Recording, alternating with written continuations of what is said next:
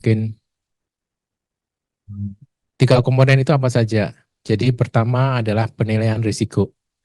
Kemudian yang kedua adalah promosi dan pendidikan kesehatan. Kemudian yang ketiga adalah intervensi terapeutik ya atau therapeutic intervention. eh Setiap kali pertama kali kita bertemu dengan pasien, maka kita harus bisa melakukan tiga hal itu. Mulai dari penilaian risiko atau risk assessment. Kira-kira ibu ini kalau hamil akan menjadi potensi kehamilan risiko tinggi atau tidak gitu ya. Banyak yang bisa kita lakukan mulai dari anamnesis ya, medical history, riwayat obstetrik yang dulu dan sebagainya. Kemudian yang kedua adalah promosi dan pendidikan kesehatan. eh Masih banyak ibu-ibu kita itu yang mempunyai pendidikan yang tidak terlalu baik tentang kehamilan. Mereka masih punya anggapan bahwa kalau saya hamil, saya harus naikkan berat badan banyak, gitu ya. Saya harus naik banyak karena kalau saya naik banyak, berat badan bayi bisa lebih besar, gitu ya. Itu anggapan yang lumrah. Setiap kali saya ketemu ibu yang mengalami IGR, dok, apakah saya kurang makan es krim? Ya, apakah saya harus banyak makan gula? Ya, itulah gambaran ibu-ibu yang ada di sekitar kita, di mana mereka masih belum mempunyai well educated untuk kehamilannya. Kemudian yang terakhir adalah di kesempatan pertama ini, kalau bisa kita bisa memberikan intervensi terapeutik ya. Banyak yang bisa kita lakukan, terutama kurang dari 12 minggu. Salah satunya adalah misalnya penilaian terhadap risiko plasenta akreta misalnya, atau misalnya risiko untuk kejadian preeklamsia dan sebagainya. Nah, dari komponen-komponen kunjungan prenatal itu mungkin saya hanya menitik beratkan tentang pemeriksaan USG, mulai dari konfirmasi usia kehamilan, tentang kehamilan multiple dan kelainan bawaan ya. Jadi kalau kita bisa melakukan ini semua dengan baik ya, maka kita bisa mencegah atau paling tidak mengenal komplikasi baik pada ibu maupun janin sehingga morbiditas dan mortalitas ibu dan janin bisa kita cegah. Nah, untuk ultrasonografi sebetulnya USG itu bisa kita gunakan di dua window atau dua tujuan ya. Tujuan pertama kita lakukan di first trimester ultrasound yang nanti mungkin akan banyak kita bicarakan di sore ini. Kemudian yang kedua adalah the second and third trimester ultrasound. Mungkin nanti di kuliah pakar yang lain kita akan sambung dengan the second and third ultrasound scanning ya. Nah, di first trimester ultrasound ini tujuannya adalah pertama kita melakukan identifikasi ya. Jadi lakukan identifikasi apakah kehamilannya ini intra atau extrauterine. Kemudian kalau kita sudah mengidentifikasi, maka kita bisa melakukan menghitung jumlah embrionya berapa. Apakah satu atau dua ya, atau malah lebih dari itu ya. Kemudian yang ketiga adalah mengestimasi gestational age. Kalau kita melakukan estimasi usia kehamilan di bawah 3 bulan, itu akurasinya cukup akurat. Bahkan kalau kita bandingkan dengan perkiraan berdasarkan hari pertama menstruasi. Kenapa? Karena kadang-kadang variasi yang muncul oleh karena variasi masa subur itu bisa sampai 2 minggu ya. Apalagi pada ibu dengan morfologi yang obes, yang gemuk ya. Kemudian di trimester 1 kadang-kadang ada beberapa morfologi abnormalitis yang bisa kita lihat ya. Kemudian kita bisa menilai plasenta sehingga kecurigaan terhadap plasenta akreta sudah bisa kita curigai sejak awal. Kemudian jangan lupa untuk kita melihat bagaimana uterus dan adneksanya. Nah, kalau kita membicarakan tools USG pada prenatal care itu ada dua. Jadi kita bisa menggunakan USG itu sebagai tool USG obstetrik atau kita bisa menggunakan USG tool itu sebagai screening ya. Kalau Anda lihat di guideline-guideline yang ada untuk screening itu sorry, maaf.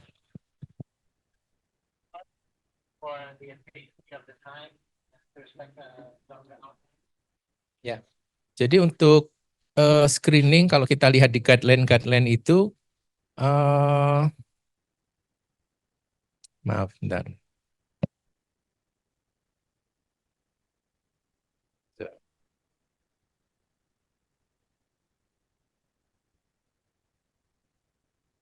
Ya, jadi kalau untuk tool screening itu di beberapa guideline ada beberapa pilihan. Satu kali pemeriksaan USG atau mungkin 2 kali pemeriksaan USG. Ya, kalau satu kali dianjurkan di usia 18 sampai 20. Ya, kalau 2 kali maka skemanya ada 2 pilihan. Pertama di akhir trimester di usia 11 sampai 14 minggu atau di pertengahan trimester dan pertengahan trimester 18 sampai 22 minggu.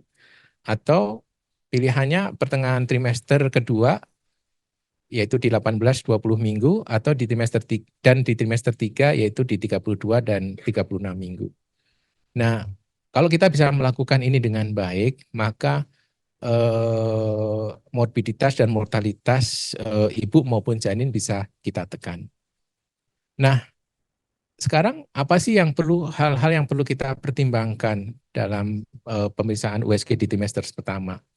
Jadi kita harus mengenal dulu apa sih tujuan USG pertama, yaitu mendapatkan informasi sebetulnya yang kita perlukan dan memfasilitasi pemberian perawatan antenatal yang optimal, ya. Jadi misalnya kita ketemu nih USG di trimester 1, kok GS-nya tidak ada nih, ya. Maka kita bisa lakukan intervensi, jangan-jangan ini merupakan kehamilan ektopik, ya, dan sebagainya, ya. Nah, eh, kalau kita ditanya, eh, kemarin beberapa kali teman-teman dari dokter umum tanya, dok, kalau kita punya pasien, kapan sebaiknya kita melakukan USG? Kalau saya bilang, kalau untuk trimester pertama, silakan ibu diminta datang di usia 11 sampai 14 minggu.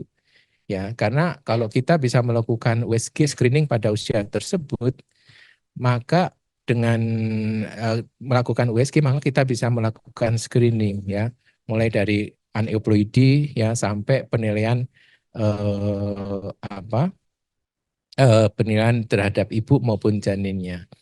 Dan sebetulnya kita tidak perlu mahal-mahal membeli alat USG, ya. Dengan menggunakan alat USG yang minimal ada real time, kemudian ada USG grayscale, itu sudah cukup, ya.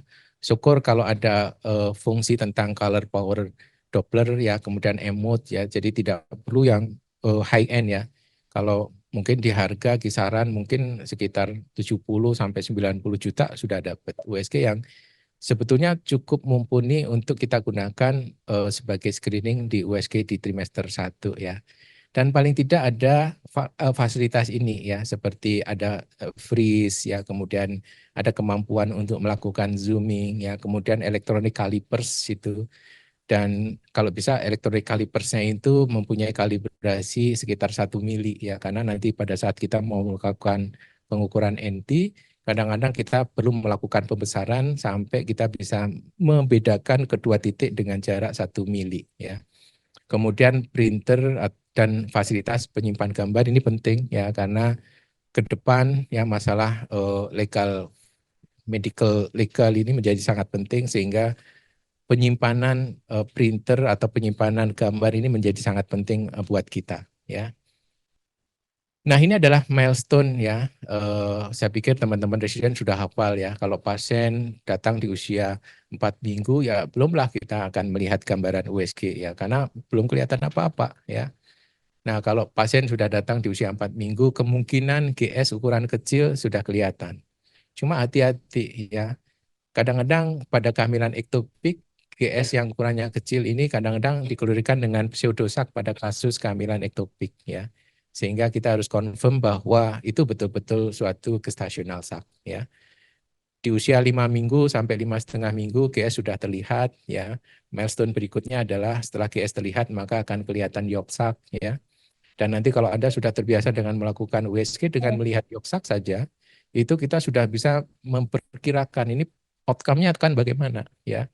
Ada berbagai macam apa namanya bentuk yolk, ya. Ada yang bentuknya mega yolk, ada yang berwarna putih di bawah di dalamnya, ada yang tepinya itu tidak rata, ya. Dengan berbagai macam yolk itu kita sebenarnya sudah bisa memprediksi kira-kira outcome-nya seperti apa, ya. Kemudian setelah yolk terlihat, maka kita akan melihat gambaran fetal pool, ya, dengan USG transvaginal ultrasound, ya.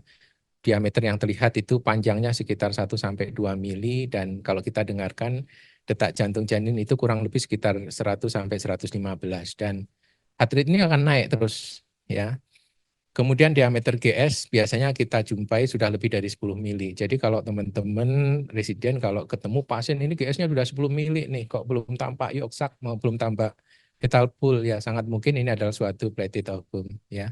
Kemudian pada usia 6,5 minggu mulai tampak CRL ya, kemudian 7 sampai 9 minggu CRL-nya makin banyak dan kita sudah bisa mengidentifikasi mana yang nanti akan jadi kepala, mana yang akan jadi bokong ya.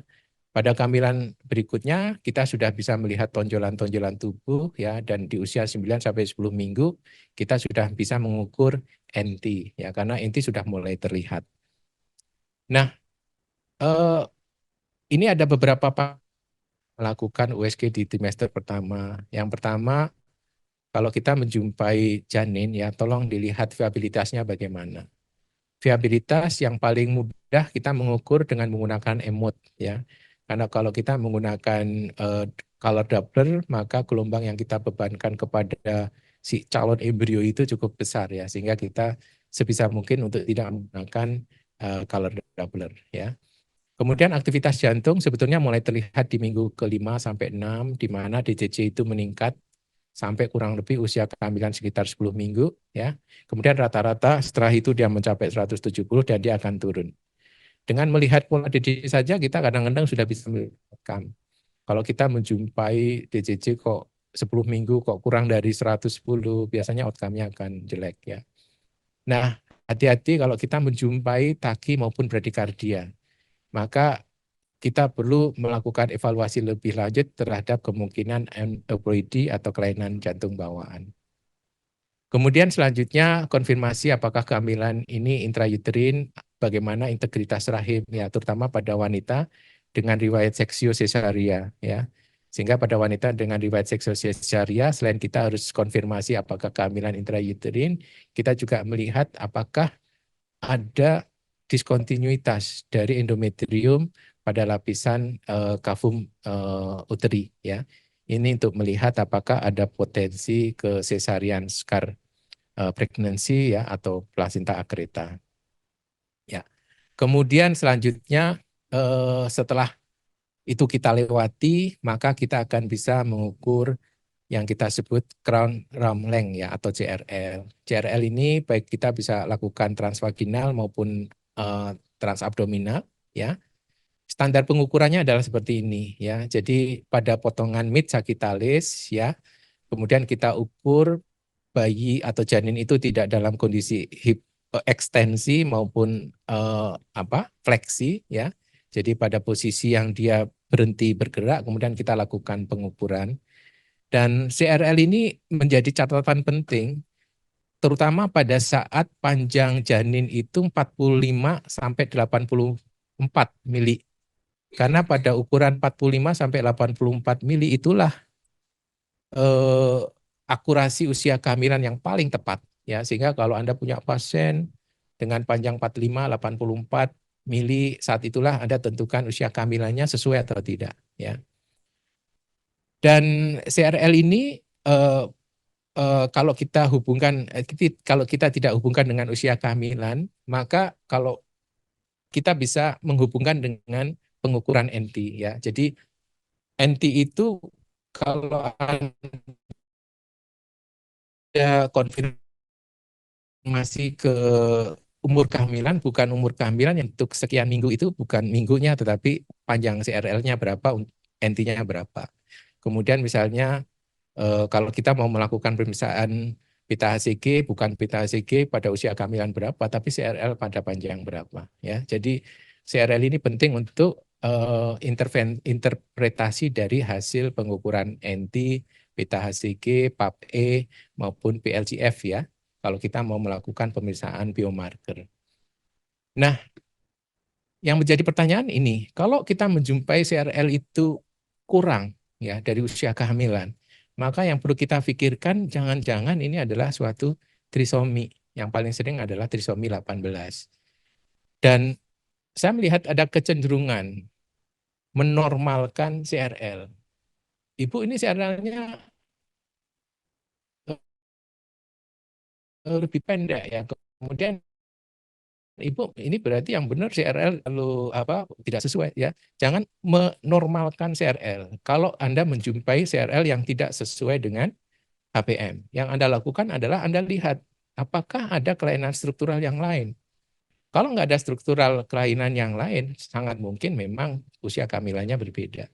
Tapi kalau misalnya kok Anda menjumpai kok ada anomali struktural, ya yang paling sering ketidaksesuaian CRL ini oleh karena aneuploidi. Ya, jadi jangan kita menormalkan CRL kalau kita menjumpai struktur yang tidak normal pada first time scanning. Ya. Kemudian yang berikutnya setelah CRL, maka kita bisa akan melihat biparietal diameter. Ya. Biparietal diameter ini Anda bisa outer to inner, ya, inner to outer, ya, tergantung mesin Anda. Kalau Anda mesinnya sophisticated, nggak masalah. Anda bisa mid to mid, ya, jadi nggak masalah, ya. Nah, pengukuran BPD ini yang disesuaikan dengan CRL, ya, kadang-kadang ada beberapa mesin yang tidak muncul abdominal circumference dalam bentuk elips, ya. Anda bisa ukur dari depan ke belakang, kemudian samping kanan ke samping kiri, ada rumusnya ya, kemudian ketemu abdominal circumference, hasilnya sama saja. Nah, kalau kita menggabungkan antara BPD dengan CRL, maka kita bisa melakukan screening dini ya terhadap kemungkinan adanya myelomeningocele atau holoprosenkefalik ya. Kalau misalnya ada ketidaksesuaian antara rasio antara BPD dengan AC ya. Kemudian untuk fetal biometri abdominal circumference ini bagian aksial perut ya. Ini Anda visualisasikan kalipersnya adalah mengukur bagian luar ya. Kalau kepala tadi dari outer to inner, tapi kalau AC Anda mengukur bagian terluar ya. Kemudian pengukuran berikutnya adalah femur length ya. Anda ukur bagian yang mengalami pengerasan atau diafisis yang mengalami pengerasan ya. Nah, kenapa kok ini kita lakukan? Karena keuntungan kalau kita mengukur femur length ini, maka kita bisa lebih awal untuk kecurigaan terhadap kelainan severe skeletal anomali. Ya, kalau misalnya perbedaannya lebih dari 10 persentil, ya apalagi kurang dari persentil pertama itu, kemungkinan untuk terjadinya kelainan pada skeletal anomali itu cukup besar. Ya. Ya, ini beberapa panduan ya, mulai dari pengukuran CRL, kemudian PPD dan sebagainya. Ya, ya. Kemudian kadang-kadang kalau kita punya fasilitas Doppler, maka kita bisa lakukan pada parasigital view, ya, itu untuk melihat ya ductus venosus ya. Ductus venosus ada di sini ya. Kita biasanya pada kasus-kasus trisomi ya trisomi 21 misalnya, karena trisomi 21 itu sering terjadi kelainan gangguan jantung atau kelainan bawaan jantung, sehingga kadang-kadang kita bisa melihat gambaran ketidaknormalan dari ductus venosus maupun regurgitasi pada tricuspid ya. Kemudian kita juga bisa lakukan screening pada ibu dengan faktor risiko untuk terjadinya preeklamsi ya. Kita bisa lakukan pemeriksaan color pulse Doppler pada uterine artery ya pada usia kehamilan sekitar 12 minggu, sehingga kalau kita mau memberikan intervensi berupa pemberian low dose aspirin dan high dose kalsium maka bisa kita berikan.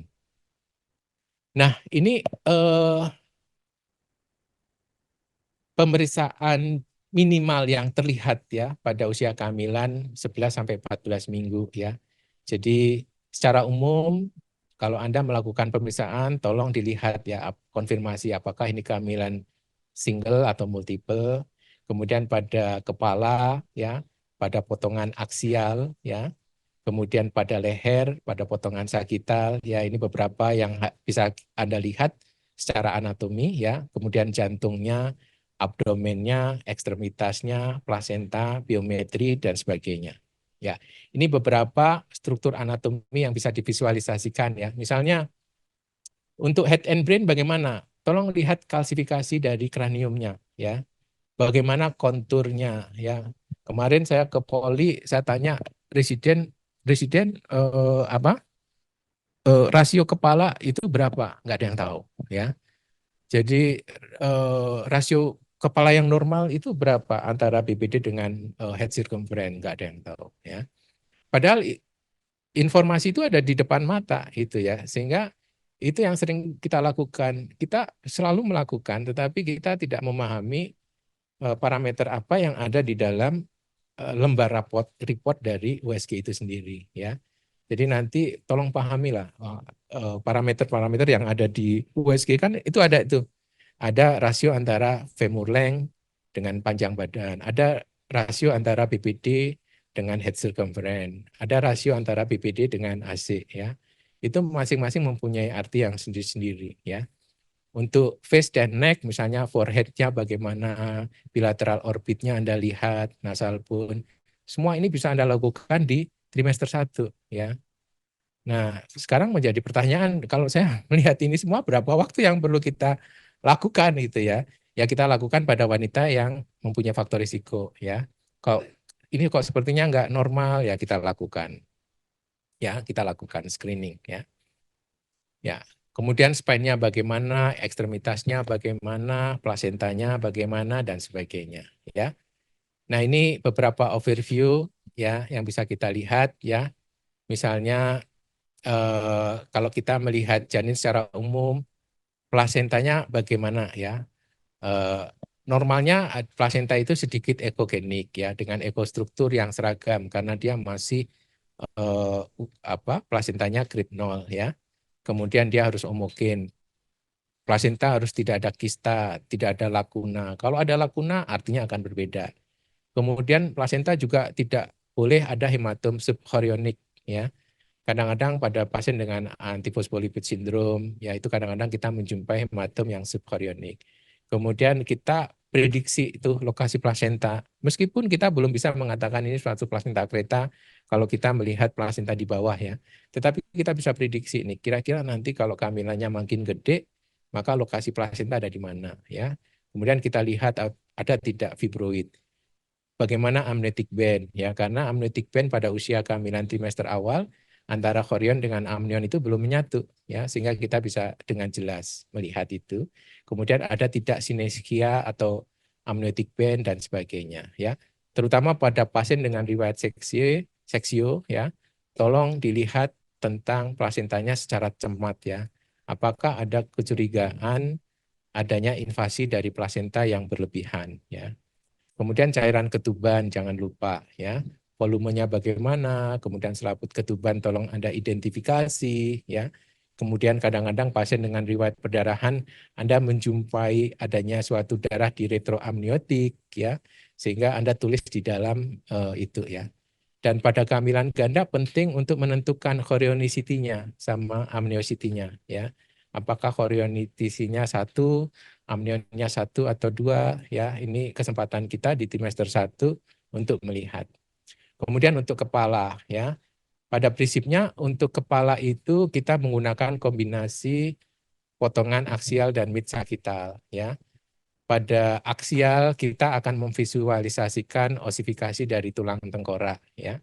Kemudian kalau kita melihat di daerah cerebral itu didominasi oleh ventricle lateral yang tampak besar ya, sehingga mengisi hampir 2/3 dari hemisfer otak ya. Sedangkan hemisfer otak itu kalau Anda lihat dipisah oleh suatu selaput yang kita sebut sebagai interhemisfer atau VAC ya. Kemudian mantel otak itu sangat tipis, kalau Anda akan jelas terlihat melihat mantel otak itu ada di sebelah depan ya.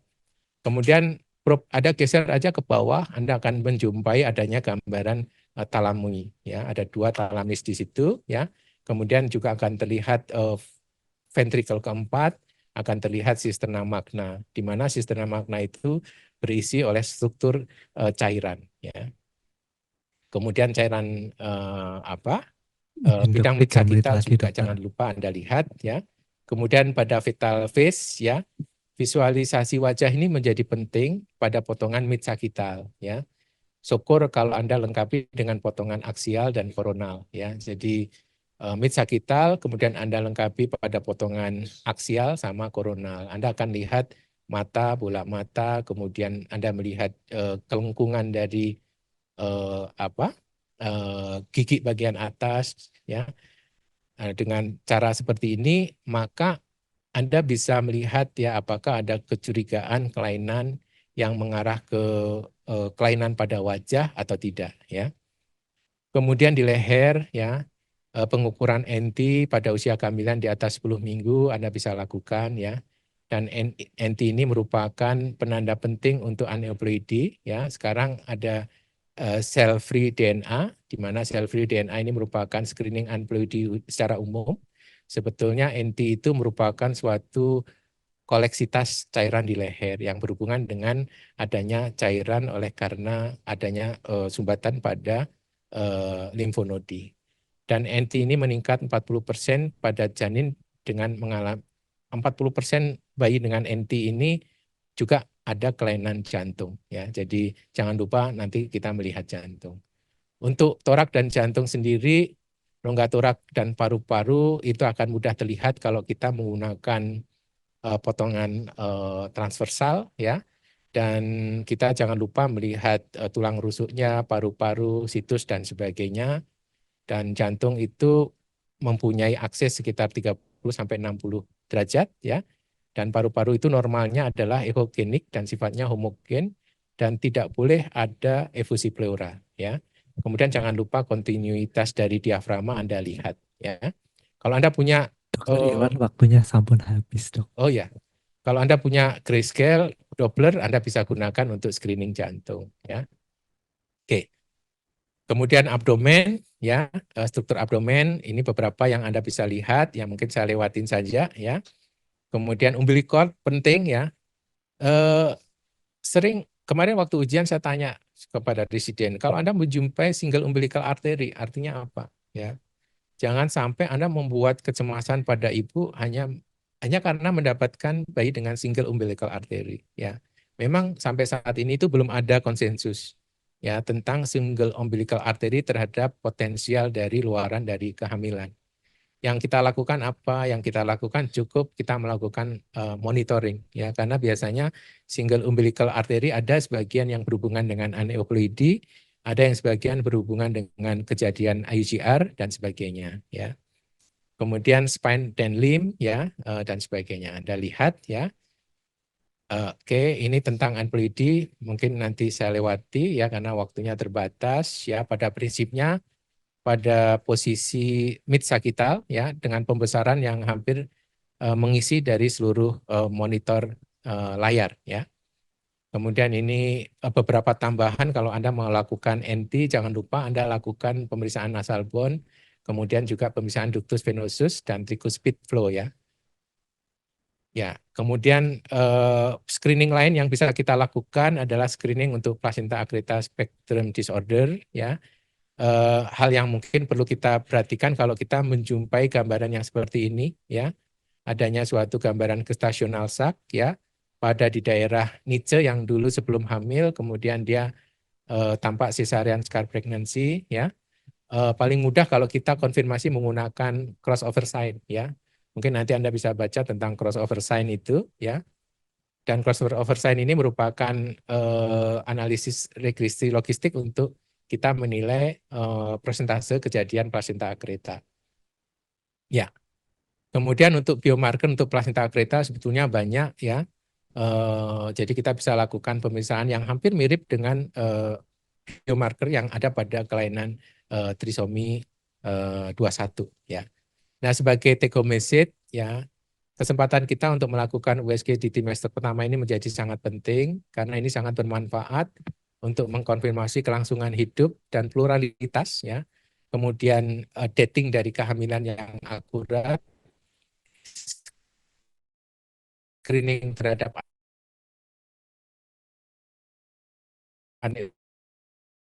aneuploidi, kemudian identifikasi anomali struktural, ya. Dan ya, mungkin itu yang bisa saya sampaikan. Saya kembalikan ke terima kasih.